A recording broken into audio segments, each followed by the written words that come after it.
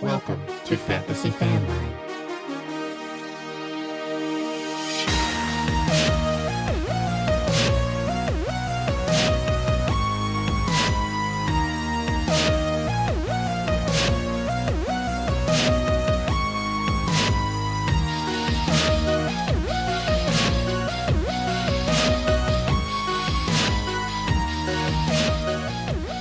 Hello, everybody. Welcome back to Fantasy Fanline, the only fantasy football call-in show putting you on the air with industry experts. I am your host, Greg Scalera, here with my co-host, Sanchi Value, who's rocking out to his favorite song in the world. Sanchi, how are you, man? Are you all recovered from the first 2 days of the draft or what? Football's back, baby. Football is back. We are here. Hell yes. So for those of you who have been with us for at least the past few months, you know we've been doing some shows on the side for fun during the offseason. We did some crossover mock draft episodes with some content creators from other genres. We did video games a couple months ago. We drafted wrestlers last month. So if you're interested in those, you can go back and find those episodes pretty much everywhere. It's on all of the major podcast platforms. We have a website. We're on YouTube, fantasyfanline.com. You can go check those out. This is our first football episode of the offseason, and we have so much ground to cover. I don't know how we're going to fit it all into one day, but we're going to try. So our phone lines are open. You guys know the drill, 618-FANLINE. You can pick up the phone, call in, join us on the show, ask us questions, shoot the breeze if you want to tell us why we're right, why we're wrong. Just add your own opinion. We're here to talk for the next at least hour. We'll see if we can fit it all within 60 minutes. I don't know how we're going to do it. Sanchi, am I missing anything? We want to just keep it rolling here. We got a lot to cover. We have a lot to cover, and we have a very special guest who I reached out to personally. I was so happy he accepted to be on the show. In my opinion, he's one of the best in the Instagram fantasy football communities. Spencer the Guru. We are so lucky to have him. What's up, Spencer? Welcome to the show. Yo. What's happening, fellas? Hey, man, why don't you tell us? Absolutely, man. Why don't you tell us a little bit about yourself, your platform, the content you put out, and where people can find you? All right. Yeah, y'all can find me on all social media platforms at Spencer the Guru. We post year-round fantasy football content. Not quite as busy in the offseason, but still pretty busy, though, with the draft and the free agency being so wild this year. It was just, so we talked about it off air about how crazy it was with all the trades, receivers moving around like wildfire, to quarterbacks. Not too much quarterback movement this time, but it was actually Russell Wilson got moved. So I mean, there was still a decent amount of that. Yeah, I think there was as much news about quarterbacks moving as there was about quarterbacks staying put. I'll retract that statement. But anyway, y'all can find me at Spencer the Guru on all platforms, and also on bet.nola.com, where I have articles, at least 2 or 3 articles every week, normally about fantasy and betting stuff on there. So y'all can go check that out as well. All great follows. We appreciate you giving us your Saturday afternoon today. I know this is a busy time of year for everybody in the industry, so it's cool to have you on to connect with our listeners, answer questions. Like I said, our phone lines are open, 618-FANLINE, or if you want to just hop on and leave us a comment wherever you're watching. We're streaming live on Facebook, YouTube, Twitch, Twitter. You leave a comment with your questions. We will see them here and make sure we get you an answer. Sanchi, you've been a big fan of Spencer's for a while. You want to talk a little bit about Spencer's content, what you get out of it, how valuable it is? You get everything you want when asking fantasy football questions. He's going to be straight up with you about a player. If he thinks sucks, he thinks he's going to suck, he'll let you know. He's not going to sugarcoat it. And he does, mock draft Mondays when the season gets rolling. He takes the time after every mock to go live on Instagram and grade each team on how he feels is right in his own personal opinion. And, he hits the nail on the head a lot of the time. I know I watched his pre-mock show before the actual NFL draft happened, and he had Olave going to his Saints. He called that one, and look what happened. Can't wait to talk about that. Yeah, that's awesome, man. I mean, we always say on the show that we're not going to bring in anybody who we're not personally fans of ourselves, just for the sake of the integrity of the show, putting people in front of our listeners who we trust. So we're really thrilled to have you, Spencer. If you guys like what you hear today, make sure you follow Spencer. Make sure you follow us if you're joining us for the first time. We are on all major platforms, Instagram, Facebook, Twitch, YouTube, at Fantasy Fanline. And without further ado, let's get the party started. I hope you brought your takes today, boys. We got a lot of stuff to cover. We're going to jump in our time machine here for a second and go all the way back to some earlier offseason moves that we just haven't gotten a chance to touch on the show because we were too busy goofing off with video games and wrestling drafts. So let's start with Carson Wentz traded from the Colts to the Washington Commanders, which I still have to get used to saying. Guys, what are just some kind of quick hit takeaways? What does it mean for both teams and their weapons? Carson Wentz is trash. There you go. All right, moving on. No, I'm just kidding. I can't argue with that too much. He is pretty bad. I still think Matt Ryan's got some juice in him, and I think the Colts have a major upgrade from last year. And, as a Giants fan, I'm so happy to see, Wentz back in the division. Kayvon Thibodeau's about to rock his world. I don't know. Like, poor Terry McLaurin, man.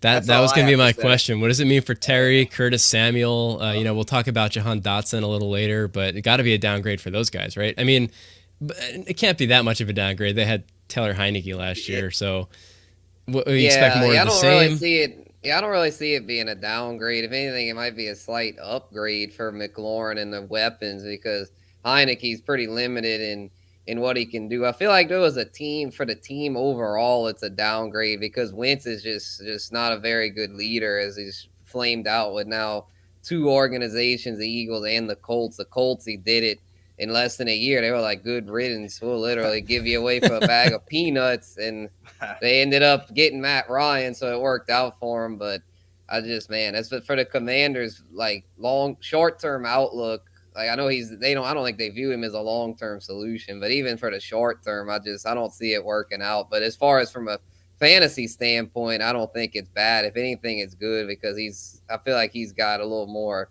arm ability to be able to stretch the field with Dotson and then Scary Terry.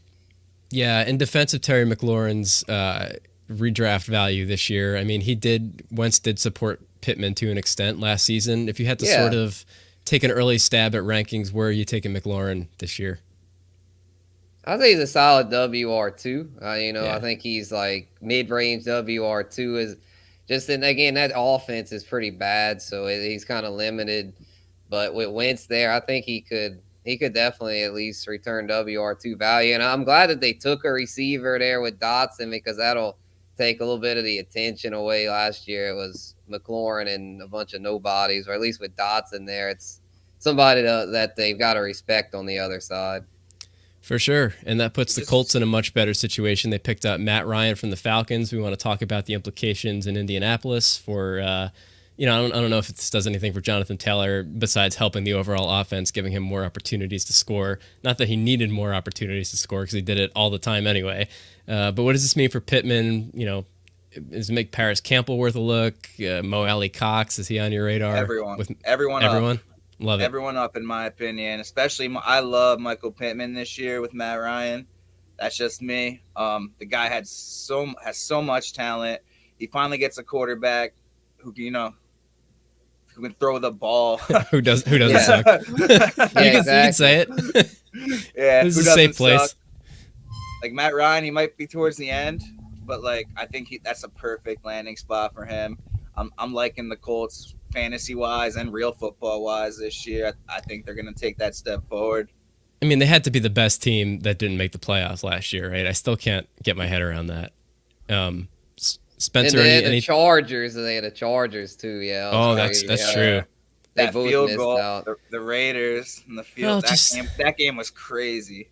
Yeah, it should have been the Colts and the Chargers, or instead it was the Raiders and the Steelers. And the Steelers obviously had no business being in there with freaking washed up Ben. But anyway, process is broken. Yeah, anyway, back to Ryan though. My take on him is that I think it's as good for both sides. Good for him, obviously, getting to go to a contender, and good for the Colts because this will be their best quarterback since Andrew Luck. I mean, I think he's definitely better than Phillip Rivers and obviously anyone else they had. They would have Brissett and Wentz worse than Rivers. So, yeah, they've had a lot. They've been a quarterback carousel over there ever since Luck's abrupt retirement. But I think this will stabilize it for at least the next 2 or 3 years. And Pittman's value goes up. Pittman's now a rock-solid WR2. Kind of similar to Terry, but I'd prefer Pittman since he's got a little better quarterback. And I'm also really happy that the Colts added not one but two weapons on day 2 of the draft last night.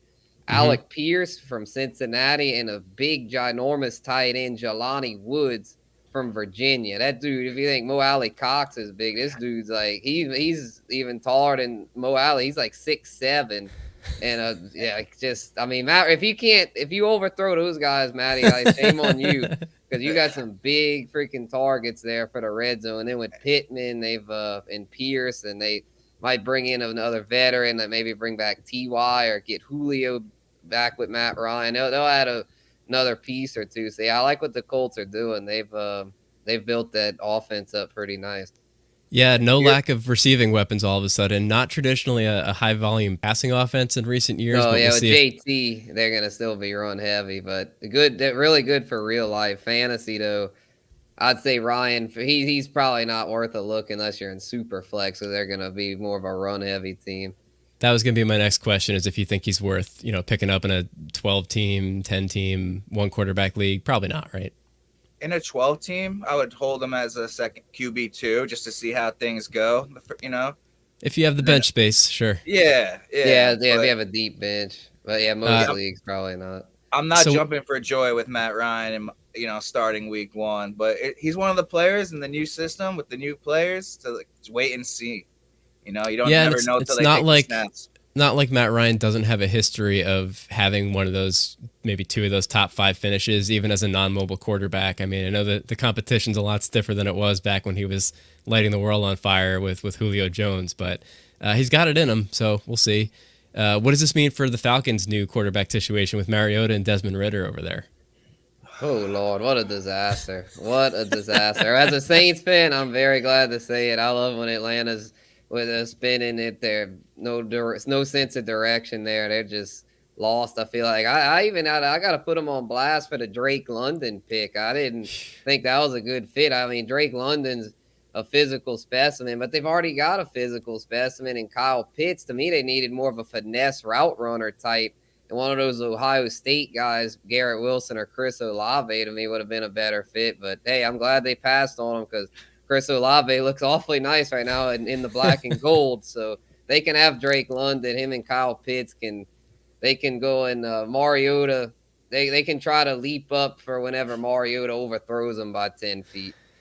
Well, they're big enough to do it. So I don't know, man. I like the pick for London. I don't love it for the Falcons offense, like you said, for the same reasons pretty much, but he's going to get all the targets he can handle. I don't know how those targets are going to be. I don't know if they're going to be anywhere.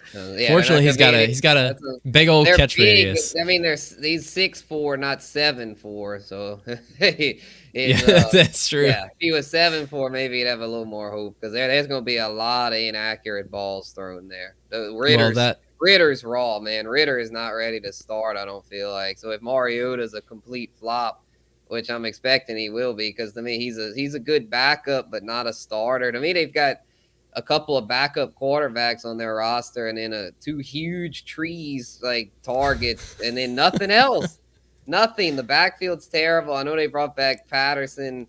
Great story, but realistically, he's at an age to where he's not going to get any better. If anything, he's going to decline, and then the rest of it is just trash.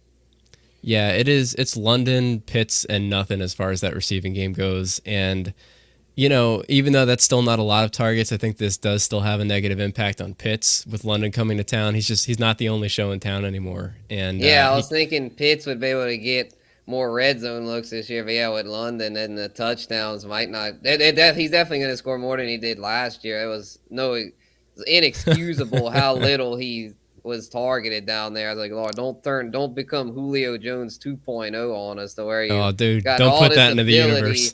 And yet you can't score any touchdowns. It's ridiculous. But leave it to the Falcons, man. That's why everyone hates them. But in a way, I hate them, but I kind of like them because they're always I like making fun of them. So as long as they're not a threat, which they're normally not. So as a Bears fan, that's how I've always felt about the Lions. It's funny. The lovable losers. Yeah, the Lions are kind of trending up right now. I know. Worried about them. And we'll get to that later. But on the Kyle Pitts, salt in the wound there. dude, that division's looking interesting all of a sudden. with the Kyle Pitts talk about, how he's got another big target coming to town all of a sudden, it feels like a lot of the high end kind of tight end prospects are in the same boat with big weapons coming to town through the draft or through trades. I mean, Dallas Goedert, there's a new weapon in Philly, right? There's a new weapon in Las Vegas for Darren Waller to deal with. It was kind of just Kelsey and Andrews who lost their biggest competition for targets. So we have a mailbag question I want to put up here from Paul G in Maryland, I assume, unless he's a medical doctor, in which case from Dr. Paul G. He says, now that Kelsey and Andrews have both lost their biggest competition for targets, who is the tight end one in redraft next year? And you know what? Potentially you could maybe put Kittle in that mix with Debo up in the air. So I mean, don't sleep on that Sky Moore pick. The Chiefs were licking their chops, taking Sky Moore there. He's not going to come in and be Tyreek Hill this year. Obviously not. Obviously. Yeah, and they brought in MVS. Yeah. I think I'd still rather have Kelsey. I know Andrews finished better last year, but I just trust Mahomes more from a quarterback standpoint to score those points. I know Lamar loves Mark Andrews, and now that Hollywood Brown's gone, Andrews is going to be honestly, if you take either of these guys, you should be very, very happy because they're league-winning tight ends, and like after these two, it's a huge drop-off in my opinion. It feels like more of a drop-off than last year. So how high is too high for either of these guys? Back of the first, top of the second? I would say I'd take them like in the middle of the second. I would give a slight edge to Kelsey, being that there's a more pass-friendly attack. And they've got some new weapons there, but none that are going to become dominant target hogs. And then Bateman's emerging in Baltimore. Andrews could do it, though. It's going to be a net back and forth deal, especially with Kelsey getting a little older. It's a coin flip, but to me, as far as their value, they're both middle of the second. I don't think either possess the upside of like Jamar Chase or Justin Jefferson to justify being a first rounder, but definitely worth a second rounder considering how thin the position is. Agreed. And as far as the eyeball test goes, I mean, I know Kelsey's approaching that magic number as far as age goes, but I haven't seen any drop off in play. The numbers don't show anything. When it happens, it's probably going to be sudden and dramatic, but hasn't happened yet. So I would also put Kelsey just above Andrews. I would feel great getting either of them in the mid to late second. Just such a huge positional advantage. And yeah, I think they're a clear tier above the Wallers of the world right now, and the Goddards and Kyle Pitts and all those other guys who are suddenly not, the biggest name in town. You know what? While we're on the mailbag, just to make sure we get it in today, I'm gonna pivot over to our other mailbag question, which is sort of unrelated. But Arnold in Pennsylvania wants to know if Justin Fields' mobility gives him enough upside to be rostered, despite his lack of receiving weapons. Thank you, Arnold, rubbing it in there. I'm a Bears fan, kicking me when I'm down. What do you guys think? I assume we're talking redraft here, probably 12, 14 team. Is he on your bench? No. Not for me. Not for me. Darnell Mooney is going to get absolutely fed this year. But can he handle that WR1 workload with Robinson gone, getting all the attention? I don't know. I'm not a Fields truther. I know he can put those fantasy points up with his legs, but a lot of quarterbacks in the league do that now. So I'd rather have a lot of other quarterbacks over Justin Fields in fantasy. I'm not taking him this year. Spencer? Yeah, agreed, Salty. Yeah, I just can't do it, man. The Bears, hate to rub salt in the wound there, but the Bears, it's just it's a disaster. It's just a disaster, man. I don't know what they're doing over there. To me, it reeks of tanking. It's like they're not even trying to put together a confident offense for Justin Fields. He was the old regime. It's like now that they've got this new regime, I feel like they're not even really giving him a fair shake, and so he's probably not their long-term solution, even though they spent a first rounder on him. I mean, hopefully they would add something more.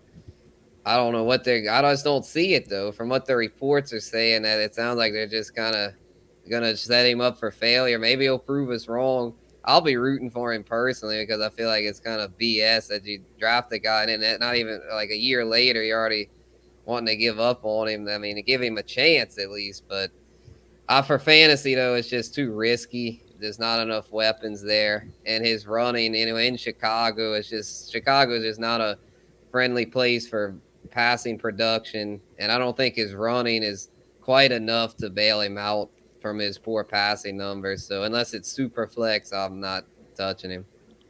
Yeah, I mean, I've heard the discourse about Chicago and the tanking and everything. I'm not there yet personally. I don't think that they're out on Justin Fields. Keep hope alive. That's your job as a fan. I'm trying, man. I've been tapped into enough of the beat reports coming out of Chicago to kind of see both sides of the coin there. I think the bigger national narrative is that they're tanking and they're ready to move on, but once you zoom in a little bit on the Chicago area and the beat reports coming out of there, it's like not so fast. But actions speak louder than words. And, they went into the draft and they spent their first 2 picks, which were not even first rounders. They had, 2 in the second. They took 2 defensive backfield players who are both great picks. I would have liked to have seen them prioritize a weapon. Sancho spent the entire first day of the draft laughing at the Packers for not taking a receiver. And then we went and did the same thing the next day. So I had my foot in my mouth real quick. But, you say you're going to build around your young up-and-coming quarterback on offense, and then you don't actually. I mean, they took Velus Jones Jr. later on, which I see him as more of a return specialist, maybe a gadget play guy, yards after catch, but he's not enough. And I was ready to give him the benefit of the doubt, Justin Fields, coming into this year, as long as the Bears did something. Like if they got one guy who I thought was promising in the draft or one guy in free agency, but it's Darnell Mooney, Velus Jones Jr., Byron Pringle, who just got arrested, I think, Equanimeous St. Brown. Like the rushing isn't enough. Like he doesn't run like Lamar Jackson. He doesn't run like Kyler Murray, like Jalen Hurts. Like he's a good athlete, probably the best we've ever had as far as athletic potential goes at the quarterback position. But he's not going to be the guy to come in and run for 800, 900 yards. I think more like 400 or 500, and I don't have a problem with pairing him with another late round quarterback as long as the other quarterback is more of a high floor, low upside guy. I don't mind also taking Justin Fields for the potential upside, but I don't see that next step happening this year for the offense, as much as that hurts me to say. And as much as you were trashing Green Bay, and then they traded up for Christian Watson, who's one of my favorite late round dart throws now. He could come in and be the one for all we know. Is again Alan Lazard. Rodgers has to throw to someone. I love that Watson pick in Green Bay. Well, since we're here, why don't we talk about Watson? Spencer, what do you think of the fit? I still think this makes Alan Lazard a big buy low, especially in Dynasty. I don't know that Watson comes in right away and is the guy. I mean, I think I remember reading that a rookie wide receiver has never gotten more than 38. I can't remember if it's targets or catches in his first year with Aaron Rodgers, but I don't know that he's just going to come in and get the keys to the kingdom with Rodgers. You read that because they never drafted one. Yeah, I think. Yeah, I think it's going to be. I think they might have been talking about undrafted rookies who they signed after the fact, but yes, that is true. Sorry, go ahead, Spencer. Yeah, I think it's going to be kind of like it's going to be spread out pretty evenly between Watson, Lazard, Randall Cobb's going to get in there, Amari Rodgers possibly, Watkins when healthy, Sammy, so it's like, I don't know, man. I think Watson will do well at times. He'll have his moments, especially I think down the stretch he'll be of value. Like, because some people might get frustrated at first, being that he'll probably gonna be up and down, being a raw prospect and more that deep ball guy. So he might not he might not be the most consistent right out the gate, but I think he'll eventually be really good. Lazard, though, yeah, early in the year, I think could be of value because Rodgers is going to lean on the people he's familiar with, and Cobb is just too old to really still put up big production. So I think Lazard early will be worth it, but I think as the year goes on, Watson will do better and better. So it'd be one of those things. If you have Lazard early, it'd be worth trying to target a trade, try to trade him away. And then if you have Watson stashed, then at that point you'll have Watson rising, and then the guy you parlayed Lazard for, because Lazard will probably have some really nice games, and people will be, that's Rodgers' number one receiver. I got to get my hands on that. And then he's going to suck in the second half whenever Watson takes over. So I know that's a lot to think about down the road, but that's kind of how I foresee it playing out. So with Devontae Adams and his 4,000 touchdowns per year leaving town, does this make Robert Tonyan more appealing as the kind of touchdown dependent, big body over there in Green Bay? Just another late round tight end for me. Yeah. Yeah, he's a decent late round guy. Didn't they? I'm trying to think. Did they bring in somebody else? I can't think at the moment that if they brought in another tight end. I think they may have. I don't think it's anybody notable.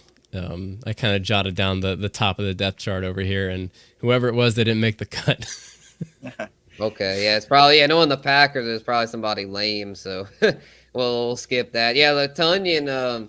Well, then, assuming it's nobody much of a threat, then Tonyan, I think, will be about a good bet for double-digit tugs, and he's not going to be very efficient per catch or not. I mean, he's fairly efficient per catch. He just doesn't get many targets. Like, he's not going to be a volume guy, but with Adams out of there, he's definitely probably going to be the go-to red zone option. And if you're scoring double-digit tugs as a tight end, you're probably going to sneak into the tight end 1 range. So, yeah, he's worth a look late.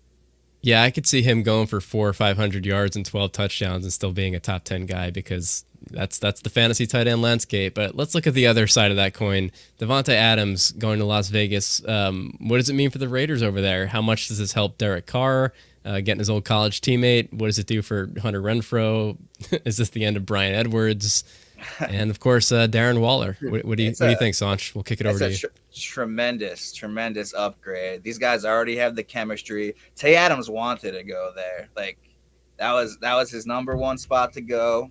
He ended up landing there. And I just think I think it's a perfect spot. I don't think he's going to have the numbers as he did with Rodgers, but I think he's still going to be a solid fantasy player, one of the best, probably a top 3 receiver again. It's Tay Adams. Come on. Like, Derek Carr, like, he gets picked on a lot, but he's no slouch. He can get it done. The Raiders. He's been one of the higher volume passers consistently over the last 4 or 5 years or so, very quietly for whatever reason. Spencer, you agree? Yeah, I like this a lot. Normally I'd be like, oh man, you're getting traded away from a team where you had a future Hall of Famer at quarterback, one of the best to ever do it there, and Aaron Rodgers, back-to-back MVP. Like, how do you break that duo up, man? I'm still appalled by Green Bay doing this, but apparently Adams wanted out because they weren't willing to quite get. Well, I think they didn't give him enough initially. If they'd have paid him last year like they should have, this wouldn't have happened. But Green Bay is one of those. As a Bears fan, I'm sure you like this about them. That they're just so like they're stubborn as hell, man. They don't treat their players very good. They're very like one of these old school type organizations that's very like set in their ways, and as a result, they pissed off Adams to the point to where he wanted to go home. He was like, "Man, I'm tired of this crap. I'm going home to Vegas, West Coast, play with my college teammate Derek Carr." And I think he's going to ball out over there big time. I definitely think he's still top 5. While he might not put up quite the touchdown production there, being that they've got Waller, the big baller, and company, but he'll still get double digits, I think, and get plenty of volume. Since Derek Carr is a volume guy, he's a volume passer there. They throw a lot, and with Josh McDaniels going there, I think he won't be shy as far as letting Carr air it out. And so, yeah, I think this is. I'm not going to say it's great news as far as, you can't get much better than Adams has been the past few years. So I can't say it's an upgrade, but it's not as much of a downgrade as some are probably thinking. Yeah, I think that's the right take. It takes him out of the number 1 overall conversation for me, but still top 3, top 5. Why not? He's great. As far as Renfrow, he's one of the most underappreciated players in the league, in my opinion. I'm in a PPR league. I'm all over Hunter Renfrow. Yeah, he could still do pretty well. It's just the only thing is that I know Carr's going to throw a lot, but it's like between Renfrow and Waller, like somebody's going to take a hit. And I hate to say it, but it might be Waller because a lot of people love Waller. I've gotten a lot of blowback from this on other shows, like, oh, it's Waller, the big baller. Like they love Darren Waller because he's such a since you put it that way. He's a savior for fantasy managers a couple of years ago when he had that just off the wall year. But he's been a little injury prone lately, and he's just, I don't know. I hate to say he was a flash in the pan, but I feel like he's not an alpha. That's why they did the Adams deal. He's just not. He's very good for a tight end, but he's not a number one receiving threat. He's not as good as like Kelsey or even Kittle. So I think he'll do all right. But yeah, him and Renfro upside a little bit capped there with Adams in town. But overall, it's a lethal offense. Great news for Carr. Yeah, I'm gonna Waller. Go ahead. Oh, sorry, Greg. You don't want to get too attached to players. I know he won you a championship a few years back, and you love the guy, but it's a whole new season. You got to move forward. Things change. That's life. Yes. Yeah. As a talent, I'm going to give him credit where credit is due. Not everybody can take the ball and run with it when they're the only show in town. Waller was capable of doing that, but that doesn't mean that he demands that when there are other options in the offense. Right. We even saw that to an extent last year. I mean, he wasn't on the field as much, but even when he was, after that first game where he got 8,000 targets, once we saw like the Hunter Renfros come out and start making some plays, Waller was not the featured guy that we thought he was when we were drafting him, top of the third, back of the second last year. So don't love it for him. Let's talk about some other bigger moves. We'll do another 2-for-1 here. DeShaun Watson traded to Cleveland, and Amari Cooper going from Dallas to Cleveland. Let's hit them both in one shot here. What does it mean for the Browns? What does it mean for the teams where they left? Cowboys receiving options, Texans receiving options. We'll take them whatever order you want to take them. Sanch, start with you. The Browns are the Browns. They're gonna find a way to. They're gonna find a way to blow it eventually. But from a fantasy standpoint, it's Deshaun Watson, man. The guy's a stud. If he's on the field, I would have no issue with him being my fantasy quarterback. If you're in a dynasty league and he falls, especially in a super flex, I've seen him fall like the mid-second round in super flex. I'm all over that. No, sir. People forget how good this guy is, and I know all the off the field stuff, but it's all gone apparently, right? I haven't been keeping up too much with it. For the moment, were you taking Amari Cooper with Deshaun Watson throwing him the football? Oh man, competition for targets. I've never drafted Cooper in my life. I've never drafted Cooper in my life. I was all over CeeDee Lamb last year. He's the guy there. They don't have too much else. They're still going to be run heavy, in my opinion, with Chubb and Kareem Hunt. But and with Watson. And with Watson, so that could even hurt the running backs. Now that I think about it, but someone's got to get these targets, and like they obviously loved them to bring him in like that on the fat contract. Dallas didn't want any part of that. So, Spencer, what do you think of Watson and Cooper in Cleveland? I think for a redraft, it's kind of sucky because with this incoming suspension, he's still, even though he's not going to get criminally charged, he's still got a lot of civil lawsuits hanging over him to the point. I mean, hell, we just saw in MLB what happened with Trevor Bauer, a 2-year suspension. I mean, I don't think he'll get anything nearly to that degree, but I think a 6 to 8 game suspension could be incoming. So for redraft, I hate it. I think him and Cooper are going to both be vastly overdrafted because there's going to be all the hype surrounding them. And Cooper's a player that burns us year after year, but yet we never seem to learn. I've learned I never draft him like Cooper. Exactly. You follow the Guru Nation content, man. Guru Nation. Yeah, y'all stay tuned, man. I might have made that mistake myself last year. Who's counting? But anyway, it's just I feel like with Cooper, it's just too up and down. It's a roller coaster that I don't want to be a part of. When I draft a player, I like it to be a smooth ride with a gradually, a smooth, like a guy that's trending upward, somebody that's has potential for more, while somewhat having a stable floor as well. And Cooper, I don't see either that because he's getting older and he's erratic. And in Watson, it's just, for the second half, he'll be good. It's just in a single quarterback league, is that worth stashing? I don't think really. Somebody's going to have to do it. He's too good to be on waivers. But in Stefanski's offense, they're a run-heavy team. And I'm getting into debates with people about this. Like, they paid him $250 million off. So there's no way they're not going to unleash him. But it's like, this is why Kevin do they sound Stefanski. Like that? You need to see a doctor. They're so hostile, man. These kids on Instagram, man, I worry about them for real. They get so in their feelings. But Anyway, back to Watson. I just think it's just with Stefanski there. I think they're going to kind of butt heads. Like, I think Watson and sometimes I might just kind of call his own plays. I don't think Stefanski's going to be there much longer because I don't see him and Watson meshing because Stefanski's a zone run guy, loves to run the football. So for redraft, I don't like it. But for Dynasty, they've put literally all of their chips on DeShaun Watson, fully guaranteed $250 million, I think, contract, something outrageous like that. So he's going to eventually have some big years. So he's definitely in a startup dynasty super flex. I think he's worth a late first for sure. But in redraft, I don't want to mess with it. Yeah, and for the record, just a reminder in redraft, anybody suspended is not eligible for IR slots, I think, on most platforms. So yeah, you're going to have to hold him there. And then in single quarterback, I mean, super flex, yeah, it's definitely worth it. But single quarterback, that's kind of annoying, man. That's like, damn, I hate to. Mostly in my single QB leagues, I generally don't hold 2 quarterbacks. Yeah, unless you have a huge bench, probably not worth it. Sanj, what were you going to say? Yeah, for the record, my take was without any suspensions.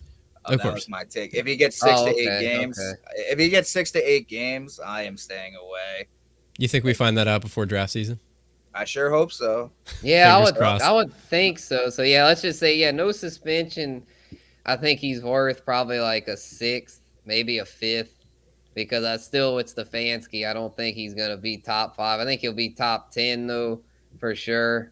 Because he's got dual threat ability as well. He could get some rushing, but he just but yeah, if he's suspended, obviously it's just in single quarterback. No matter even if Patrick Mahomes was suspended, I wouldn't want him in single quarterback. I don't care how good of a quarterback you are. Single quarterback, the values they're not as valuable, especially in these leagues. Man, I'm getting tired of these leagues too that are just completely devaluing the quarterbacks. I think that's why Superflex is making such a come up because people are getting sick of playing in these leagues where the quarterbacks just basically mean nothing.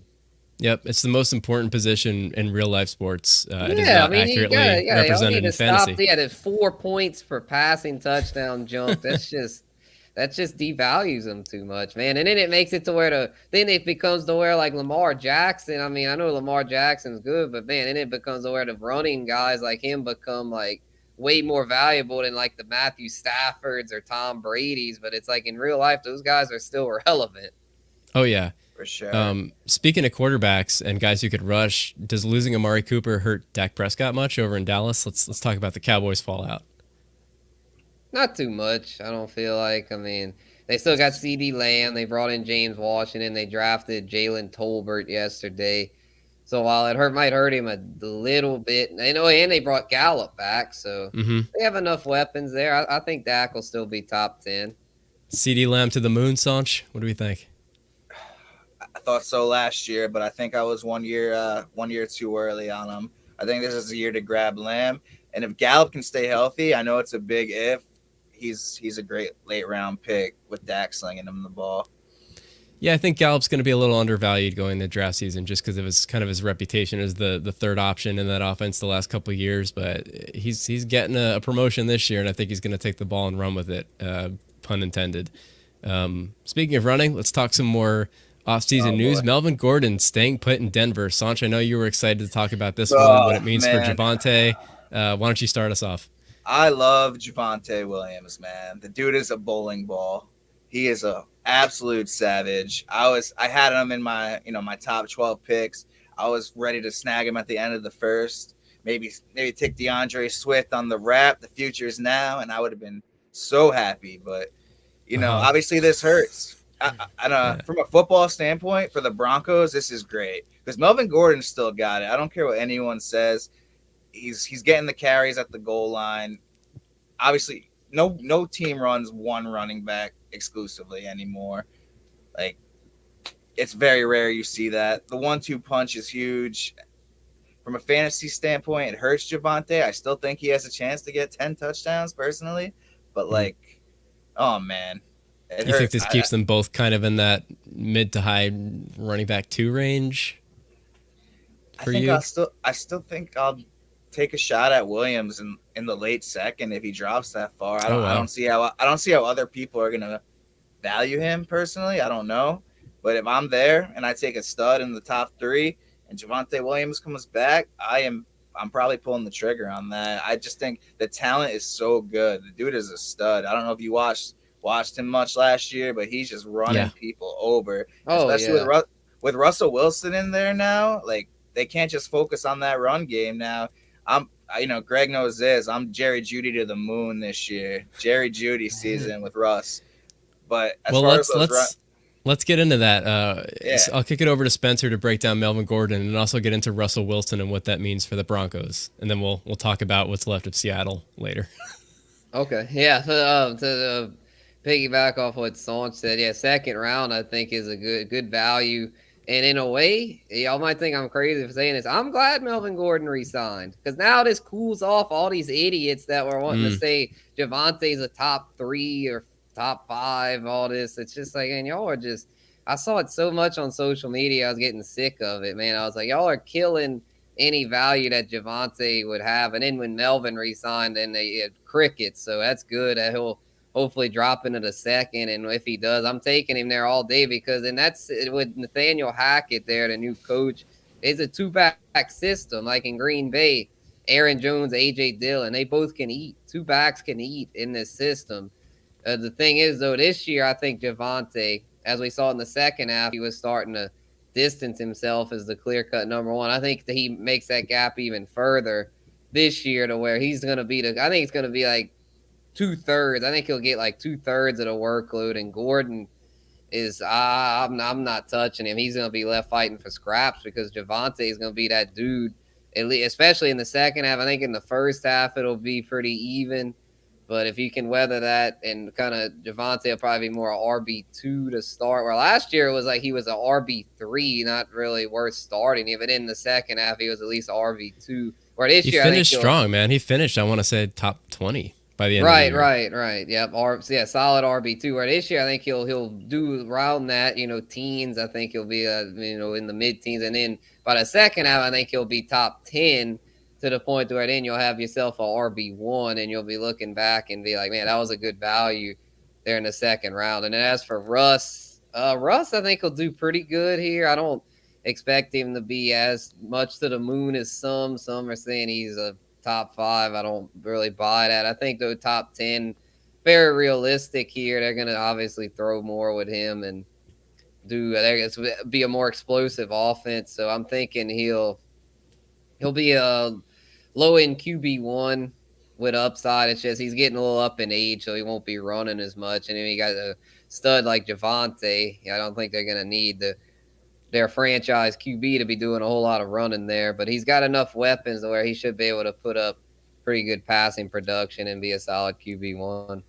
Yeah, they've been a quarterback away from a great offense for a while now. Since Peyton Manning. Since Peyton Manning. As much as I love Javonte, I don't know who the hell was talking about him as a top 3 pick. That's crazy. Oh, there are some that were, man. They're nuts. It's the Twitter community, Instagram, has been all over that. It's frustrating, man. But that's why I always pride myself on staying the course, staying level headed. Because I see it, and they get everyone in a ruckus, man. Everyone starts panicking, and then the ADPs get all thrown off. But that's when what I call like the sharps. I try to be one of the sharps. I just take advantage of that. Let the sheep flock and do all their dumb reaching, and I'll just get the values and win the league on their ass. At Spencer the Guru on Twitter and Instagram. That's what makes him such a valuable follow. You gotta part from the crowd sometimes, folks. Exactly. I'm not trying to sound too cocky, but I'm passionate about this stuff, man. I get so sick of the bullshit out there, y'all. So I'm just here to try to get the people on the right track. That's all. Man. That's the goal, man. So Jerry Jeudy, Cortland Sutton, Tim Patrick in that order. What do we think? That's a yeah for me. I am all over Jeudy this year. I know he's an elite talent, and he finally has a great quarterback, and I just think this is the year. This is the breakout. Would you feel good going into the year with him as your 1 on your team? I want him as my 2. I wouldn't want him as my 1. Yeah, I could see him maybe as a 2. A flex would be ideal, but maybe as a 2 if it's like if I don't take my 2 till a little later. he wouldn't be the worst thing in the world as a 2 because I think he'll definitely emerge there. But we'll have to keep an eye on training camp, though, see who Russ is taking a liking to. Because Sutton, if he would prefer Sutton, that could get a little tricky there. But I'm thinking it'll be Judy. I don't know what happened with – I mean, Judy was kind of with injuries. I feel like where Sutton, it was just what happened with him last year. I know the quarterbacks were trash, but it's like, man, I feel like he just kind of disappeared, and that's – I'm a little nervous about him, but yeah, Judy, I've got hope for. Sutton, I wouldn't take him until the bench rounds. Yeah, I think that's fair. For some reason you start really, if you go running back, tight end, running back, and it's getting to those 4th, 5th rounds, and you end up, Jerry Jeudy is your first wide receiver because you punted the position a little bit. There's not a lot of guys in that range with more upside than him. So if you have to throw a dart at a guy who could sneak his way into the top 12, top 15 by end of year, Judy's as good a bet as anybody in that range. I don't think it's a dart, Greg. I think it's a sure thing. Pending injury. He's definitely going to produce. It's just a question of how high and how much can you rely on him, to be your top dog on your team. Speaking of top dogs, I know we're like 45 minutes through. We haven't even touched the draft yet, but we have to talk about Tyreek Hill going to the Dolphins. Let's discuss real quick because I don't think there's a lot of ambiguity here. Is he still going to be great in Miami? Are we still talking about him as a top 5 guy? What does it mean for the rest of that offense for Tua? I'm passing unless I get him at a crazy value. I don't believe in Tua. Simple as that. I know it's Ty Hill, Cheetah, over the top, but Mahomes ain't throwing him that ball anymore. It's Tua. That's all. I don't even need to argue too much about that. Mahomes, I'm in the same boat. Yeah, Spencer.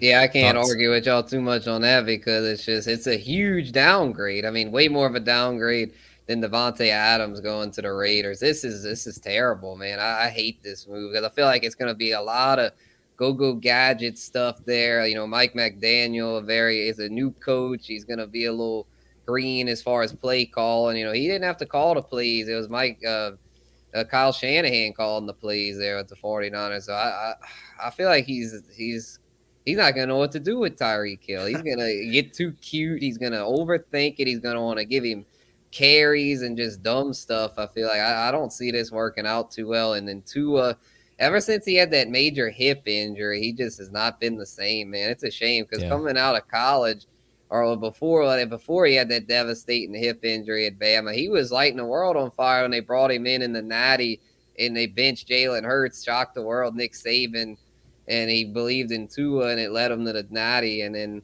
everyone was hyping him up, tank for Tua, all this, and he was looking like that dude, like that prodigy, but now he just looks like a goofy lefty trying to throw, and it's bad, man. I don't see that offense doing much, but we'll see.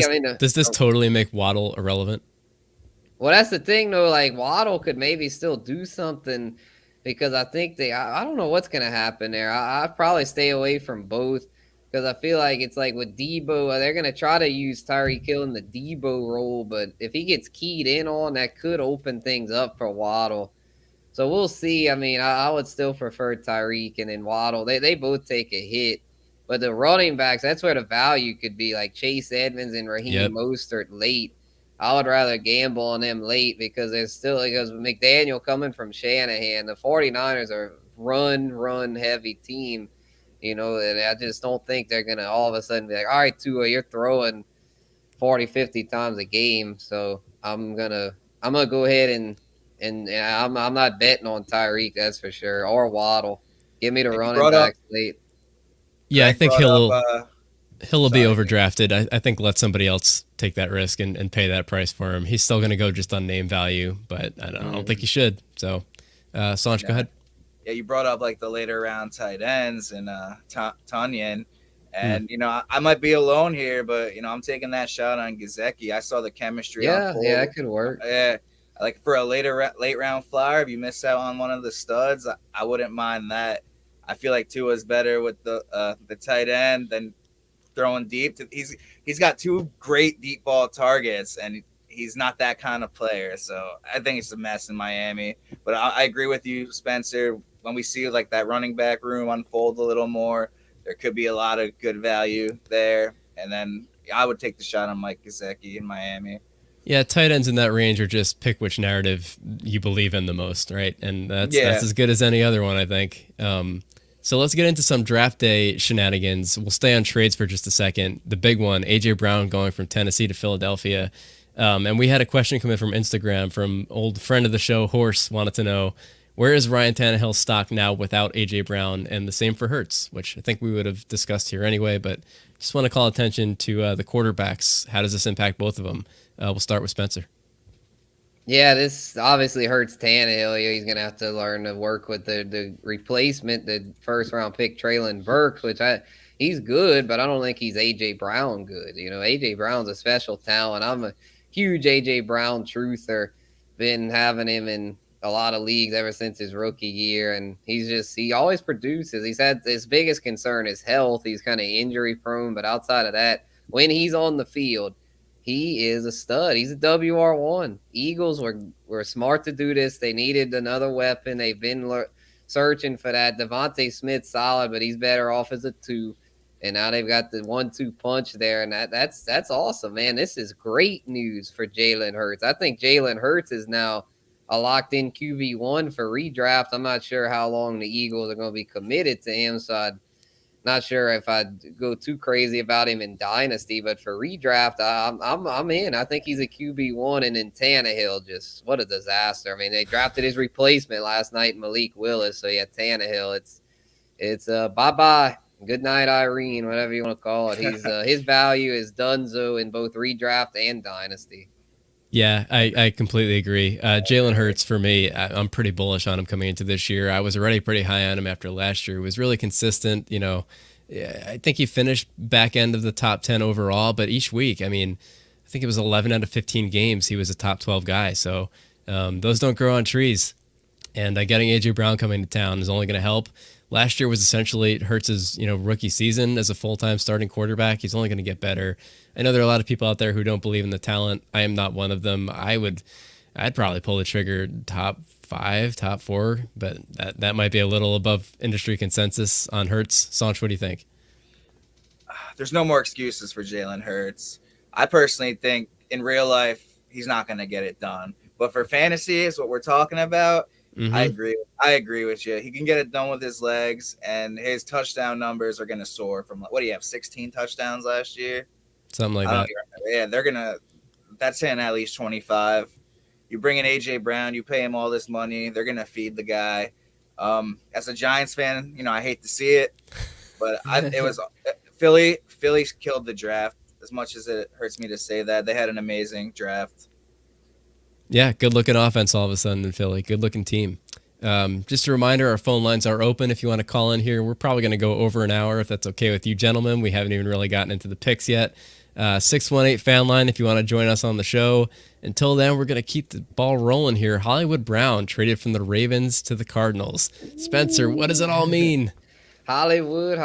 Yeah, I think this is good for his value because with the DeAndre Hopkins getting up in age there. And this is another thing, old college teammates, man. Kyler Murray worked with Hollywood back in their Oklahoma days. So I like this a lot. I think this is a step up, man. Lamar, we love Lamar as a runner, but as a passer, it still leaves a lot to be desired. Kyler Murray, an upgraded quarterback there.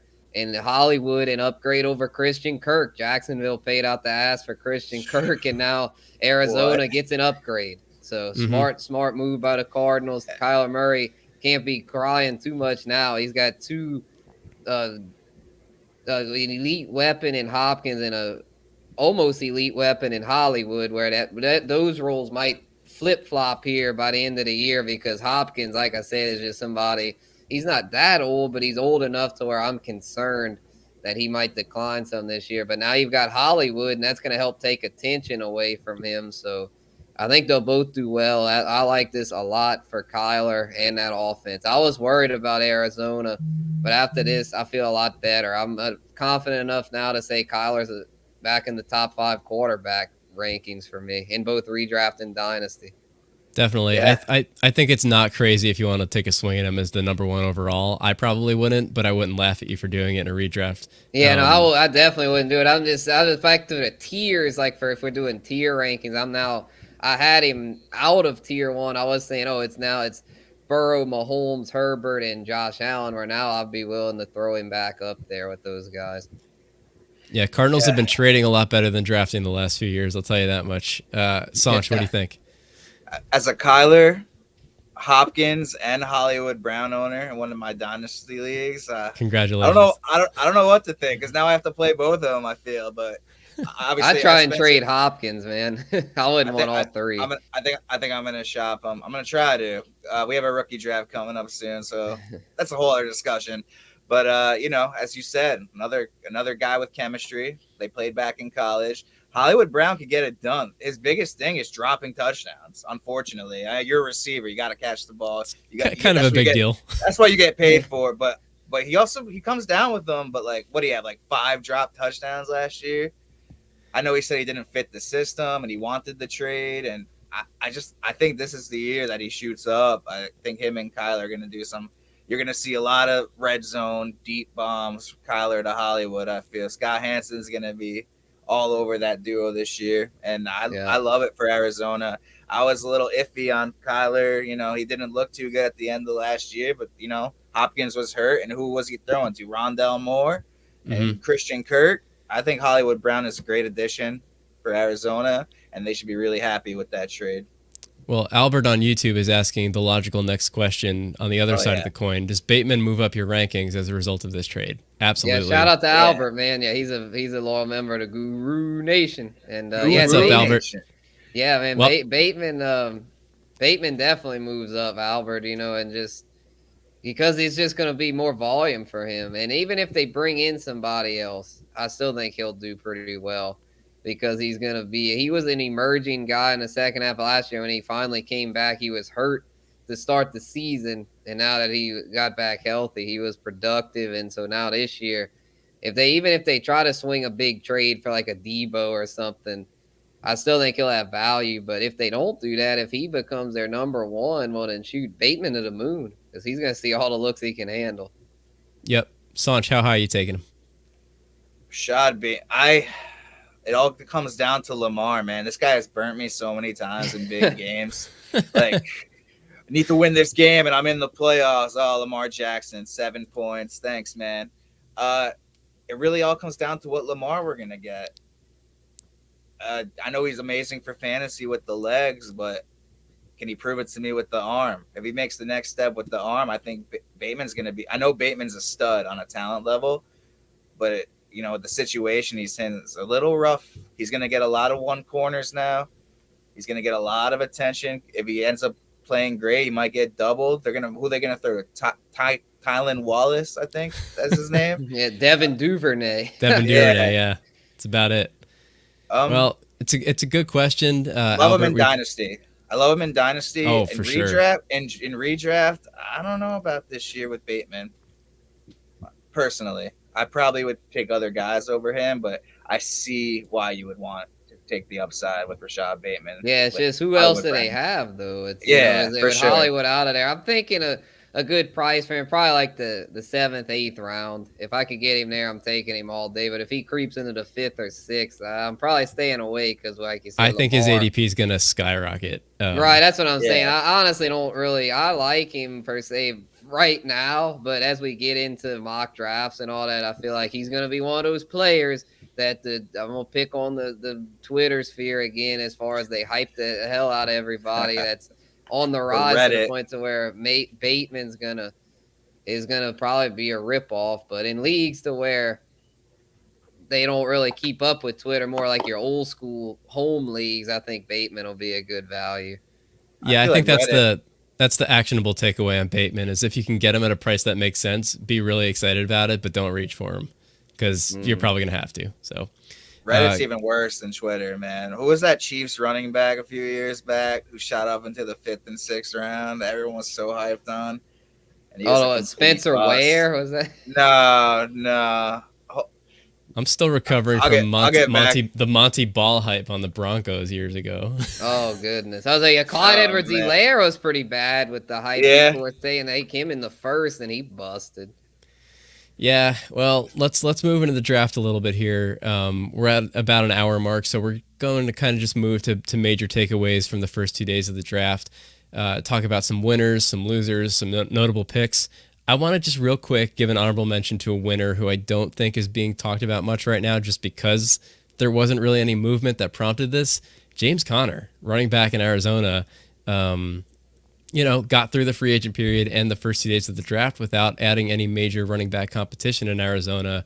I am as guilty as anybody of having left him for dead going into last year after he kind of dropped off in Pittsburgh. He could not have proved me more wrong last season, and he is at the helm of a really good-looking offense right now. So, just want to circle his name on everybody's radar. Everybody, all the headlines right now are about all the moves that did get made and all the draft picks that got made, but not so much about the moves that didn't get made. And I think that one speaks volumes in Arizona. They like him. They definitely like him. And I took him late last year, and I was so happy. A lot of touchdowns. And he's only 26. Like, I know it feels like he's been around for a long time just because, a couple different teams, couple different opportunities. He's that young? Yeah. Wow. Yeah. Oh, yeah, because he was drafted. He was a baby. In what was he? Yeah, 2017. He was in that stacked running back draft with like CMC and all them. So he would always get kind of swept under the rug. But he's put together a quality career so far, and if he can keep going, and he's been injury prone, but if he can stay on the field, I'm normally I'll be real with y'all. I've been a James Conner hater compared to a lot of people because I felt like he was one that would get pushed up boards too much. Like the year he took over for Lev Bell, I felt like just people were just losing their minds over Conner. But I'm hoping this year people be a little more reasonable. But I have a feeling I'm gonna have to fade him again because people I think are gonna go crazy over. Last year was the year to get him. That's where I admit I screwed up on that. I should have been more in on him last year because I should have figured Chase Edmonds was not it. He just wasn't big enough. And sure enough, Conner stole all the goal line work, and as the year went on, got more and more of the looks. And so now for those in Dynasty, though, he could be a pretty good value because I feel like a lot of people don't realize he's still that young. He could have another 2-3 years in the tank, and he could actually be a good value in Dynasty. Redraft, though, I have a feeling it's going to be second, third round price, and I'm not willing to pay that. Yeah, I think the gap between the narrative and the truth with him is his age. People, like you said, probably don't realize he's that young, and also people are scared far in Dynasty. I'll take him in Dynasty. People are scared of high touchdown seasons. They see that as something that's going to regress to the means, and he scored a lot more touchdowns than we were all expecting last year. Yeah, that's true. People are going to be like, oh, that's going to come back down, and it might, but I think, the other side of the coin is the yards are going to go up, the opportunities are going to go up, the quality of the offense is going more up. Touches, and they're just, and everyone loves to overreact. I noticed that Aaron Jones, when he came off the big touchdown year, he didn't do quite as well, but I actually got him in a couple leagues here because it goes back to these guys that they overthink everything, and then they're I'll give them this, they're good at getting a crowd rallied, and then there was this crowd like, no Aaron Jones, they were like, never Aaron Jones, and then he ends up still pretty solid. And then so those that got him at a reasonable price, like late second, early third, were rewarded. Obviously you weren't going to take him in the first coming off that kind of year, but in the second, third, I mean, he's still a primary ball carrier in one of the best offenses, which is what Conner is, with the Cardinals offense that should only continue to get better. Yep, I love me some disrespected running backs. Connor doesn't have a quadzilla behind them either, and AJ Dillon. Like who else is in that? Yeah, he gets all the goal line work. Yeah, he'll get double-digit tugs again, probably. Eno Benjamin, I believe. I'm good. I'm good on that one. Yeah. He hasn't earned any cool nicknames yet, so don't have to worry about him. And any major veteran winners or losers you guys want to point out before we get into some of these rookie picks? I think we addressed all the vets. I'm ready to move on to the rookies unless you got something, Solch. Besides, I like Russell Wilson in Denver. We already talked about that, and Matt Ryan, we already talked about that. So no. On to the rooks. I think just a quick RIP to the Rondale Moore hype in Arizona. Speaking of which, with Hollywood Brown coming in, not that there was much of this hype, but RIP Michael Carter. running. It was that was the other big one that I meant to discuss. Yeah, Michael Carter. I mean, let's get right into it. Brees Hall going to the Jets. Yeah, Let's talk about the Jets draft period, man. The Jets killed it. In my opinion, they took the best corner. In my opinion, the best receiver. Then they took the best tight end, the best running back. I don't know. Something's different at MetLife this season. There's something in the air. So how do you see that running back situation shaking out as early as this year between Brees Hall and Michael Carter? Carter's not going to go away, in my opinion. Yeah. But I love the young running backs. This guy's a game changer. He's looking like Alvin Kamara in his tape, Brees definitely. Brees Hall's a stud. Yeah, this dude's he's gonna take the job right away. I mean, Michael Carter, he might get scraps here and there, but as far as fantasy, Brees Hall is gonna be the guy. I think Brees Hall is worth at least a third, maybe a second, because I know some people might be like, "Oh, Carter could still get some looks," but Hall's gonna get the looks that matter. He's gonna get not only the goal line looks, but also a lot of receiving work looks. He can catch passes. I feel like he'll get first and third downs, which is what we're worried about. Second down, who cares about that? For fantasy, we're worried about running backs that get goal line touches and can catch the football, which is why guys like Leonard Fournette and James Conner were such steals last year. But Brees Hall, though, I mean, he's going to get a lot of hype. Won't be able to get him at a great value, but I think you could get him though at a fairly reasonable price, because a lot of people are going to be scared off by the fact that he's a Jet, and the Jets have that gross stigma tied to him, kind of like the Lions. A lot of people want no part of DeAndre Swift because he's a Lion, but I love him this year because to me he's a guy that could easily be a top 5 running back that you can get in the second round. Any running back that could catch the ball, man. And I hate to move forward, but a guy who's going to have even later value that I haven't heard too much steam on yet is James Cook, brother of Dalvin Cook, going to the Bills. Yeah, it's the Bills. I like that. Speaking of running backs that could catch the ball, this is what Buffalo needed. There we go. I'm taking. Yeah, they tried to sign McKissick, but that fell through. So now here they go, James Cook, an even better version of that. Yep, he's going to come in and do what they wanted McKissick to do over there. What does it mean for Singletary? I'm off the Singletary. For those of you listening on podcast, that was a thumbs down from Spencer. Yep, Singletary is just he's just not it, y'all. I mean, he did pretty good down the stretch last year. I think he definitely showed that he's better than Zach Moss, but that's not saying a whole lot. And they also brought in Duke Johnson, who did pretty good down the stretch. Not that he's very good, but I think Singletary, he'll get enough of the early down looks to maybe be a flex some weeks if you're desperate. But James Cook's going to be the guy because he's going to get the PPR looks. Catches in the goal line looks, that's Josh Allen. I mean, Josh Allen's like a fullback playing quarterback there. He's going to get all the cheapy rushing tugs. So to me, Singletary, I was hoping that they might do like the Cardinals and not draft the running back for then Singletary would have value. Yeah. But it was coming, though. It was coming. Singletary's not it. He's not a bad runner. He averages always 4.4, 4.5 yards a carry. But what is he getting? 15 carries a game. He's going to finish 60 to 80 yards, no touchdowns, no catches. Yeah, it's a lot of empty. He's a starter, but it's empty stats a lot of times. I don't know about not you a lot guys. Of tugs or catches. I'm taking anyone on that offense that Josh Allen's throwing the ball to. Diggs, Gabe Davis on the way up, in my opinion. James Cook, I love him. Dynasty, I'm all over him, and even this year in a redraft, if he falls to the right price, I'm taking him. I don't know about you guys, but Greg knows how much I love Dalvin Cook. It's in the blood, man. Yeah, this guy's destined to be a stud. Hopefully he can stay a little healthier than his brother. I agree. But it would be more of a timeshare there. I think he will. He won't have to shoulder all the early down work. Well, there you have it. James Cook getting grandfathered into Sanchi's lineups this year.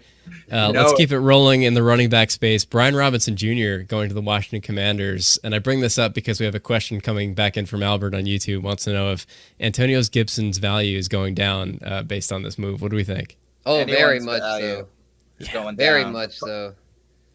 Carson Wentz on the team, value down. End of discussion.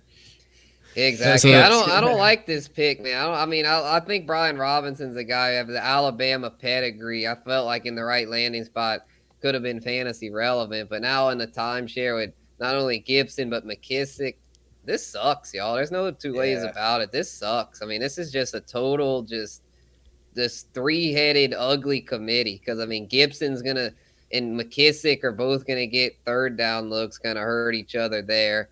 Robinson and Gibby will be fighting each other for early down looks. So it's just I don't know, man. To me, this is just a disaster. I'm very frustrated with where a lot of these running backs landed. The ones today even were bad spots, like Isaiah Spiller going to be stuck behind Eckler with the Chargers. The other one even worse. Oh, the Patriot, Pierre Strong Jr., the promising one from South Dakota State, gets stuck with Belichick and his ugly committee. It's just sucks, man. These guys ended up in just these really just awful spots. But yeah, back to B-Rob. I think he's got potential, a good handcuff, but nothing more than a handcuff. Gibby's still the starter, but this just, again, to me, tells me they don't believe in Gibby as an every down back. They wouldn't have taken a day 2 running back if they believed in him. Yeah, speaking of empty yards, what's left for Gibson? McKissick is going to catch a lot of the passes. Robinson's probably going to get some of the goal line touches, being like that bigger kind of bruiser. Gibson's going to get a lot of work between the 20s, and I don't know if they're making a lot of trips to the red zone anyway. So exactly, yeah. Gibson, it's just he's another one that got hyped to the moon, and I'm glad I didn't buy into that because that's why it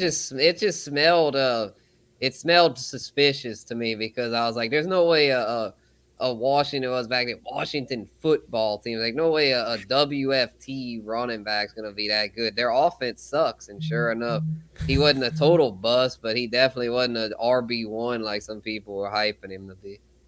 Unfortunately not. Speaking of hype killers, Kenneth Walker III coming to Seattle. What does this do to Rashad Penny? R.I.P. Penny, yeah. That one I saw it coming because, Chris Carson, unfortunate news there. It sounds like his career might be over, which is this pick, like we say, actions speak louder than words. This action tells me Chris Carson is out. So with that being said, there'll still be a little bit left for Penny. Penny might do well early because Walker being a rookie, like he might not. Pete Carroll's skeptical about using rookies. So I'm thinking at first Penny will start, but I don't think that'll last too long because we all know how fragile Penny is. Once Penny suffers his annual hangnail, Walker will step in and be the guy. I just think Seattle's looking like a dumpster fire, man. They sure are. I don't want. Still don't have a quarterback. I guess they're gonna try to get Baker, but when Penny shows up on the injury report with a toe this year, I'm gonna tweet you, Spencer, and I'm just gonna assume it's a hangnail. Ingrown toenail. Yeah. Well, just right toe on the report. Lower body injury. We'll know. And any other running backs you guys want to touch on before we switch over to the pass catchers?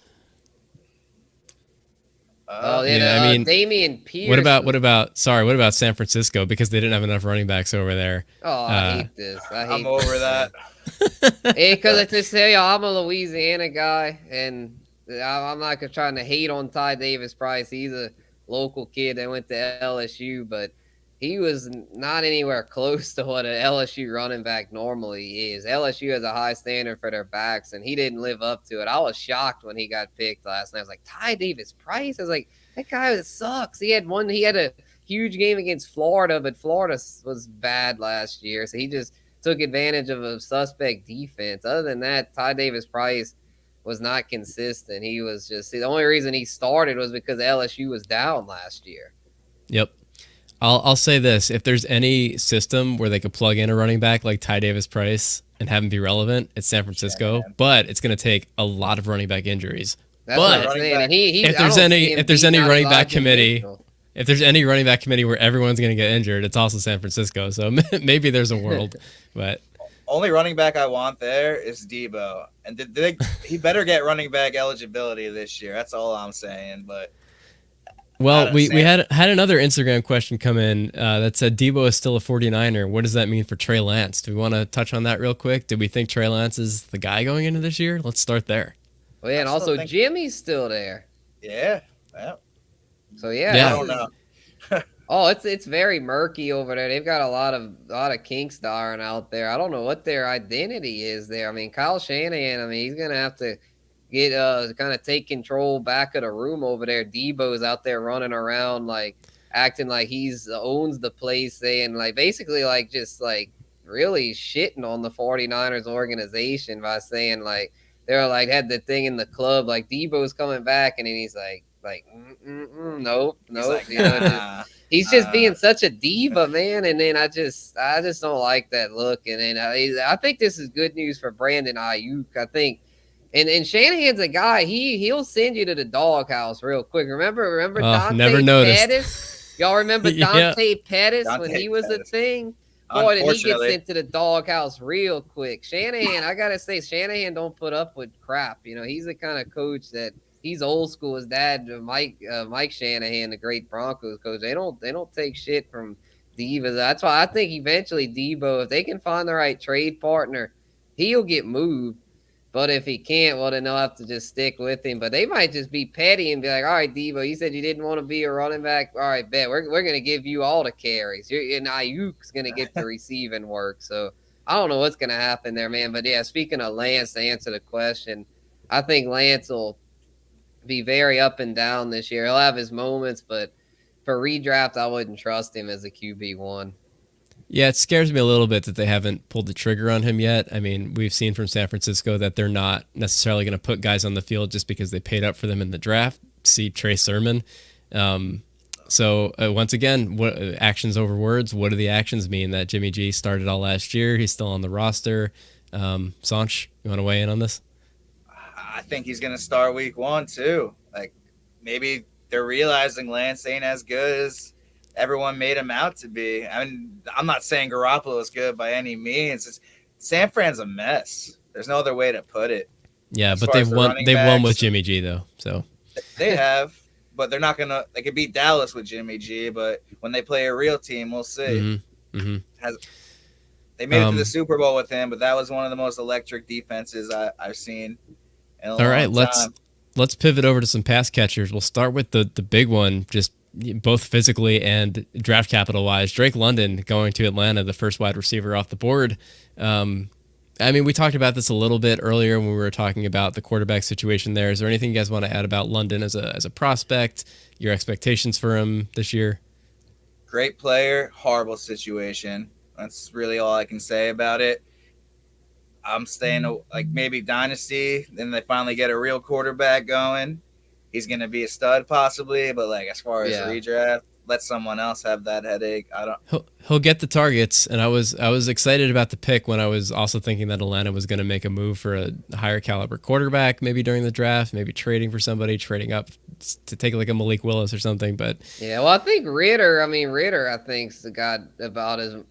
Like, as far as a passer, I think he might actually be better than Malik Willis. So, as far as that, I'm not too upset. So, for Dynasty, I like London. I think he's got a big ceiling. And Calvin Ridley, who knows if he'll ever come back. I mean, he's such a bozo. So, but anyway, London. I forgot about the betting thing. Of all the offseason news that we just talked about, normally the Calvin Ridley news would be dominating news cycles, but it just came and went so fast because of everything else. Got swept under the rug. Yeah, he's just such an idiot. But London though. Again, we talked about it earlier with Pitts. It's just I think Pitts will probably do a little better, but we'll see. I think they'll both do okay, but yeah, not too hyped on them for redraft. That's going to be an ugly offense. Yeah. I'm not too crazy about any of the quarterbacks from this class. I think next year's the year for quarterbacks. Yeah, Atlanta might just tank it and then take one next year because it's not like they spent a high pick on Ritter. If Ritter is a disaster, they might just punt and just take one of the studs next year. So I take it. Sorry, go ahead, Sanch. I will say this: Pickett is in the best situation. Like as far as having a team around him and a great coach. He's got definitely. Najee Harris. He's got great receivers. They drafted another one. Like the defense is solid. I think if I'm taking any quarterback out of this whole draft class and whatever situation they're in, it's Kenny Pickett for me. Willis is in a good spot too, though. I mean, with landing in Tennessee with Mike Vrabel, I like that a lot. And he gets his red shirt year. He'll get to sit behind Tannehill. won't have to rush into anything there. I think, those two ended up in good spots where, the rest of them. Yeah, Corral and Ritter, good luck with those crappy teams. I would have liked Willis a lot better if AJ Brown was still on the team, but we'll see how the kid plays. Burks could work. Yeah, good. We'll see what he becomes. I mean, it's an interesting situation over there because, Burks is probably going to slot into that role in that offense, but I don't think the role is what was valuable. I think it was the talent. It was AJ Brown. I mean, you could take 100 other guys and give them that role on that team and not get what you got from AJ Brown in that position. So we'll see if Burks is one of those 1 in 100 guys who can step up. Time will tell. So even though Drake London was the first receiver off the board, I take it you're not ranking him as the top rookie wide receiver in redraft, either of you? Start with Spencer. London? Yeah. Yeah, no, definitely not. I'm thinking for redraft, top receiver. I might think I'm biased, but I'm going to say Chris Olave. I think he landed. Let's talk about it. Yeah, I think he landed in the best situation with Jameis airing it out. I think he's a great fit in the Saints offense. And with Michael Thomas coming off injury, I don't think they're going to want to have to lean on him so much. And as a result, Olave is going to see a lot of targets. I think he'll be an immediate week 1 starter. And I think he'll be 1,000-yard plus receiver as a rookie. He's in a great situation to start off really hot. I personally am loving the Wilson to Wilson connection in New York. I think that's going to be pretty solid. I think that's going to be some. Elijah Moore's a beast too. I think this Jets offense is going to be pretty damn good. It's looking good all of a sudden, man. Garrett Wilson, Elijah Moore, Corey Davis, Braxton Berrios is no slouch as your fourth, CJ Zama. Tight ends, Conklin, Rucker. They've got so many weapons there now. They went from starving for weapons, and now they got a plethora of them. Yeah, all eyes on Zach Wilson. No excuse for Zach Wilson. I think he's gonna make that next step with the weapons they gave him. Personally, my favorite wide receiver, like the one I think is the best in this draft, was Jamison Williams. But I know he's gonna miss. I think he's gonna miss some time with the injury. And that's a terrible landing spot. Detroit with Goff, bleh. But the talent, he's gonna get fed. I know he's gonna miss time. In Dynasty, I'm probably taking him 1. Yeah, Dynasty, I like him because Goff's not a long-term solution. Once they get Goff out of there, Jameson to the moon. But for redraft, I'm not touching him. Well, the Lions are going to be in a lot of shootouts. Hopefully it'll be a quantity over quality situation where he just gets, he's in a position where they're coming back so often that he, garbage time catches. He's a heck of a talent. And so let's clarify real quick. 101 rookie drafts, is it a wide receiver? Is it Breece Hall? Who do you guys like? It's got to be Breece Hall. As much as I like Olave, I mean, it's got to be Breece All. I mean, I think so too. I just wanted to state that for the record. Yeah. Those stud running backs are hard to come by. Yeah, I'd probably go as far to say is for 2, I'd say Kenneth Walker because I think I know the Seahawks are a mess, but I think in that system he'll fit in perfectly. I love that take. I haven't really been hearing that, but that's logically probably the right pick at 102. If you're talking long-term dynasty. So you guys gave your top rookie wide receivers for redraft. We got Olave. We talked about Wilson.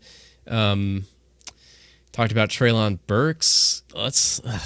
Christian Watson in Green Bay. I mean, I like this. I like this a lot. I like this one. We talked about this one earlier. Yeah, a little bit, but how immediate of because people are going to see, Devontae Adams leave Green Bay and see Tyreek Hill leave Kansas City, and they're going to look at the rookie wide receivers coming in. Man, that's true. They're going to end up hyping him too much, man. That's what always happens. It's like, well, in the old days, it wasn't as bad. Like, before social media, you could get a guy like Watson at a good price. But now it's social media in these leagues where all the league mates check Twitter every day, and guys like Watson become rip-offs because they see all these Twitter quote-unquote experts say that, oh, this guy, he's going to be the next Davante Adams. And as a result, they're going to be wanting to take him in the 6th, 7th round. And that's just too high for redraft for a guy that's still a pretty raw prospect. Yeah. Yeah. As far as redrafting, like starting off hot, obviously, we've had some crazy ones with Justin Jefferson and Chase lately. And I don't think we're gonna see that again this year. This dude's a 1AA guy. I mean, North Dakota State. I mean, we saw Trey Lance. I mean, he didn't even crack this starting lineup last year. I know it's a different position, but I mean, Chase and Jefferson have an SEC pedigree. Of course, true. But as far as coming in and making an immediate impact, Garrett Wilson, Olave, and then it's either Watson or Sky Moore for me in that 3 spot. Oh yeah, Sky Moore. I want to tie the Green Bay one to the Kansas City situation with Sky Moore, because people are going to look at that and do the math and look at the other receiving options that are catching passes from Patrick Mahomes right now, and they're going to be like, well, Sky Moore is going to come in and be a immediate superstar. And there's a world where that happens, but not so fast, because he still got Mecole Hardman there. He brought in MVS and Juju. I don't know if Sky Moore starts right away. We'll have to see how his chemistry develops with Mahomes, but I don't know about this one, y'all. I'm much higher on Watson than Moore, because I feel like with the Chiefs, they've got more weapons than Green Bay. Green Bay is more starved for weapons than KC. I agree with that. Sanch, thoughts on Sky Moore? His name is Sky, man. He has such pretty cool. He sounds like a stud receiver. I think that if the Chiefs were going to pull the trigger on a receiver, they had to have loved the guy, and apparently they're not taking him to ride the bench, in my opinion.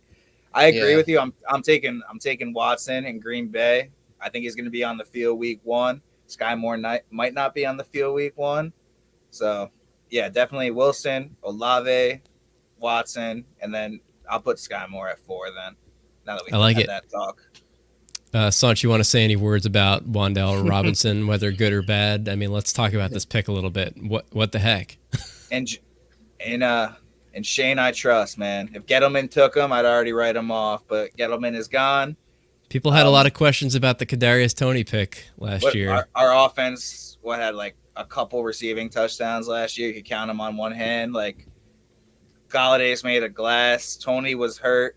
Shepard's always hurt. As much of a confusing pick this was, and people didn't hear too much about this kid, he's a shifty player. He's kind of a little bit like Toney, and if you have them both on the field at once, you could have them in the backfield. That's like what Shane and Dable want to do in New York. And well, there are recent trade rumors about Kadarius Toney. I mean, is it possible Robinson was drafted to kind of come in and fill his role? Yeah, did you see Joe Shane shut down the reporter who said that trade rumor? He shut his ass up. They're keeping Kadarius Toney. I know it was a Gettleman pick, but the guy, you can't teach that talent. Hopefully his head's in the right place and he wants to focus more on football than a rap career. But after all those talks, he came into voluntaries. I'm not, I don't know. The other guys I like way more. I think he's just going to be like a nice slot receiver for us to have. I don't expect superstardom from him, but we'll see when they play. He's in a situation where he's going to have some opportunities. I think people listening to this, there might be some out there who are going to say, oh my God, I forgot Kenny Golladay was on that team. Spencer, anything you want to add about Robinson? Yeah, I think if they move on from one of either Golladay, Shepard, or Slayton, that'll help Robinson. But right now, the receiving room. Okay, that could help. That could help because they've got too many mouths there right now. Too many mouths to feed. Yeah, this guy's gonna take Slayton's spot. Slayton ain't it. Yeah, the Shepard's older though. He's probably more productive. So he's very reliable for us, but that's when he's healthy. That's what I'm saying. Yeah, he's never healthy. Yeah, it's not that great of a receiver room, so I can see why y'all took a one there. I would have taken a different option. I would have rathered like a Sky Moore or couldn't y'all have had Sky Moore? Yeah, George Pickens. Yeah, Wendell Robinson to me appears to be like a scat back type. And I want to talk George Pickens next because Toney's kind of like that. I don't like the fit, man. The Giants were doing well prior to that pick. When they did that, I was like, damn, that reeks of Gettleman. I was a little surprised how long Pickens lasted. He was the guy that I was hoping the Bears would take just to add another weapon to that offense. They did not. He'd have been nice over there. Look, man, Pittsburgh has a pretty good recent track record of developing rookie wide receivers. They have done all right over there on the Steelers. What do we expect out of Pickens now that Roethlisberger's out of town? Yeah, they also got the speedster from Memphis, Calvin Austin, so they definitely are bolstering that receiver room. I like this a lot. Juju out of there. All they've got is Deontay and Claypool. And James Washington's going too. So there's a clear path for number 3 looks there. And if something would happen to Deontay or Claypool, Pickens could have immediate redraft value. Yeah, and it was funny that Claypool was the one that announced this pick. I was like, oh, announcing yeah, you guy could who's hear coming his in to compete voice with you. drop. Yeah. His voice dropped. He was probably, man, I announced my potential replacement. Damn. That's cold. Cold Sasha, world. anything you want to add on Pickens? Pickett to Pickens. Another there thing you go. How could it possibly not work? Exactly. Scott Hansen's already got something down for it. I can see that. I don't know if it's going to be immediate, but I love the fit. I really like what Pittsburgh's doing. I don't know. As I said, out of all the quarterbacks, I'm huge on where Pickett landed. He has a great team around them. Then they give him another weapon. It might be Trubisky at first. They might not rush him in, but I think that's probably likely. I don't think that they're coming out expecting, a deep playoff run this year. So take time, develop your rookie, and and Pickens is coming off injury, so yeah, that's true. Any significant wide receivers still on our list that you guys want to hit that we haven't necessarily touched on yet? Yeah, another one coming off injury, John Mechie to the Texans. I think for redraft, it's not anything too exciting, but for Dynasty, I like it a lot because Brandon Cooks is getting old. Once he gets washed up, Mechie should step up and be their number 1. Yeah, that was a pretty significant piece of draft capital, and he's going to go in and start catching passes from Davis Mills, who perennially disrespected Davis Mills. I think he's a pretty decent talent over there. The team around him is a burning fire, but I think Davis Mills is capable of getting the ball to Mechie and supporting some decent fantasy numbers. I mean, we know Cooks is pretty solid no matter where he goes or who he's catching passes from. Other than that, it's Philip Dorsett, Chris Conley. That team's got nothing. So certainly an opportunity. Nico Collins from last year, but he's more of a slot guy. Mechie and Cooks will be the other outside guys. So, don't you want to add anything to Mechie or pivot to another receiver? Not touching Mechie this year. I do like the pick. I think he's more of a dynasty guy, but yeah. I think I'm staying away from any Texan not named Brandon Cooks. What about Tyquan Thornton? A little reach from Bill Belichick, but I didn't mind this pick. I liked it more than his first round pick. Yeah, that was a strange pick, right? Yep, Cole Strange. Yep. Get out of here. What do we think of Thornton in New England? It can't be worse than N'Keal Harry, so I'm all for it. Yeah, another guy. I didn't know much about the dude. I think that was kind of a mysterious pick. I feel like it really fast at like a 4 in the 4.2. So obviously one of the fastest guys. It's just how good of an actual receiver is he? As we saw with John Ross, guys like that. Just because you're a track star doesn't necessarily mean you're going to be a good receiver. So. Yeah, I'm not really excited. Thornton has had that same narrative from draft Twitter coming in that not only is he a burner, but he can play. But I'm like, you guys said the same thing about John Ross, and I don't like this. I don't like what Bill's been doing lately, man. Bill to me is, I think he's losing it. I think he's getting too old, man. Ever since he lost Brady, they haven't been as good. Unless Mac Jones can take a big leap and be the savior, I don't like what the Patriots have been doing. To me, they're just set in their old ways. Yeah, Belichick doesn't care what any of us think. I know, and that's the thing. And Belichick is so damn arrogant. No one can tell him anything. He could be doing the dumbest crap ever, but no one in that room's gonna have the stones to tell him otherwise. I mean, genius, Bill. 6 rings, motherfucker. 6 rings, just like, and of course they're gonna be, oh, yes sir. They're gonna all sit back down, but kiss his ass for sure. Exactly. I like to picture him just as Thanos in the locker room with his infinity gauntlet of Super Bowl rings, ordering everybody around. But yeah, Thornton goes to New England. He's competing with, Jacoby Myers, Devontae Parker, who just came over from Miami. And that's pretty much it. N'Keal Harry. So certainly a path to success if Mac Jones suddenly becomes a guy who can provide success. He's got to make the jump. And all I got to say is the draft. I'm feeling good. Draft season. Next thing we'll know will be mock draft season. We'll be getting into all our leagues. We're moving along, man. I do want to give a courtesy mention to a tight end here, Trey McBride to Arizona. Like if for Dynasty, he'll slide right in there once Ertz leaves. Yeah, I think this will be kind of. I mean, people got spoiled last year with Pitts, and I think if you're new to the game, you might not know that tight ends traditionally take a lot longer to develop coming in than like a running back who's going to come in and be a contributor, year one. I would not really take anything away from Zach Ertz this year. I think probably starting the following year, you're going to start to see more of the yardage stuff go to Trey McBride, and Zach Ertz will probably still be around catching touchdowns. And then after that, it's probably the Trey McBride show. And, the Cardinals are good and mostly young. And if McBride is a factor there in a few years on a good offense, could be a great dynasty pick. I want to touch back to, you said tight ends take a little bit later to develop. I want to touch back to the Steelers.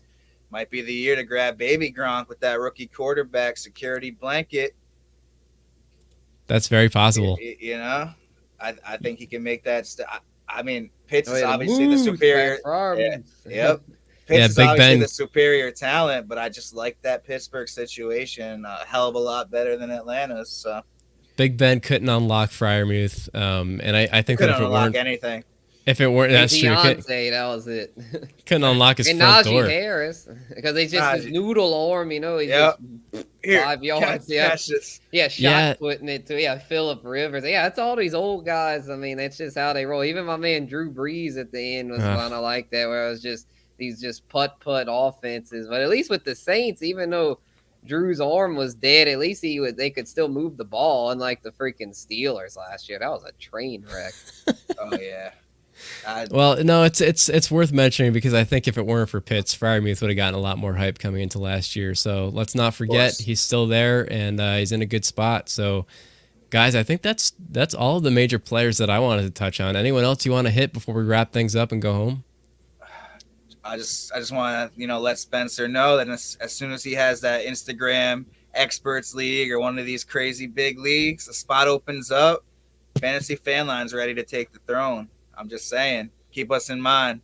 All right, bet. Yeah, I sure will. I'll keep y'all posting, and I might start it up as soon as this Monday, all Mock Draft Monday over on Instagram, and might bring them to YouTube this year. Try something new, so y'all stay tuned for that. Mock Draft Monday's coming back at Spencer the Guru Nation. I'll be there, man. I'll be there.